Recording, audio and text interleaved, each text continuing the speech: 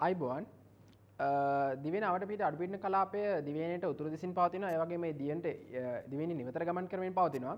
එම නිසා එම පද්ධති බලපෑම නිසා දිවෙන පුරාම් පාහේ අහස වලාකුළු වලින් බරව පවතිනවා. ඒ වගේම අද සවස රාත්‍රී කාලගුණ තත්ත්වය සැලකීමේදී දිවෙනේ උතුරු මැද බස්නාහිර සබරගමුව මධ්‍යම යන පළාත්වලත් ගාල්ල සහ මාතර දිස්ත්‍රික්කවලත් වැසි හෝ ගිගුරුම් සහිත වැසි ඇති වේ අපේක්ෂා කරනවා. ඒ වගේම හෙට දවසේ කාලගුණ තත්ත්වය සැලකීමේදීත් දිවයිනේ බොහෝ ප්‍රදේශවලට තනින් තන වැසි හෝ ගිගුරුම් සහිත වැසි ඇති වේ අපේක්ෂා කරනවා.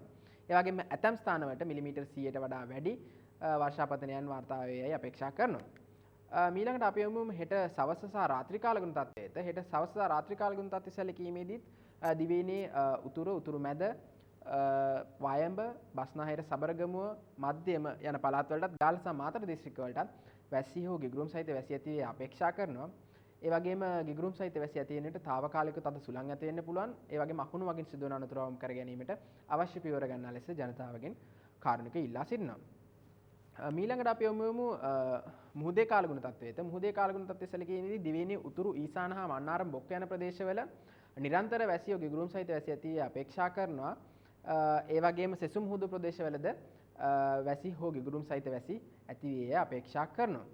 මීළඟට අපි යමු මුහුදේ සුළං තත්ත්වයට. මුහුදේ සුළං හමන්නේ නිර්ත දිශාවෙන්. ඒ වගේම සුළඟේ වේගය පැයට කිලෝමීටර් 50ත් 60ත් අතර අගයක් ගනීවි විශ්වාස කරනවා. ඒ වගේම ඉහත සඳහන් කළ අඩුපීඩන පද්ධතියේ බලපෑම ඇති බැවින් ශ්‍රී ලංකා වාට මුද ප්‍රදේශ වල වේගය විටක පැයට කිලෝමීටර් 70 80 90 දක්වා ඉහළයයි අපේක්ෂා කරනවා. ඒ වගේම එම නිසා එවැනි වේගයන් නැති වෙන විට එම මුහුදු ප්‍රදේශ රළු වීමේ හැකියාව පවතින. එම නිසා නාවික සහ දීවර ප්‍රජාව ඒ පිළිබඳව විමසිලිමත් වන ලෙස කාර්නිකව ඉල්ලා සිටිනවා.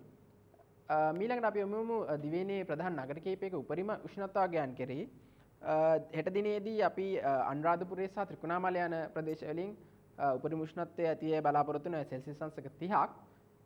අවම උෂ්ණත්වය සුබුරුදු පරිදි බලාපොරොත්තු වන නුවරඑළිය ප්‍රදේශයෙන් සෙල්සියස් අංශක 14ක්. ස්තුතියි.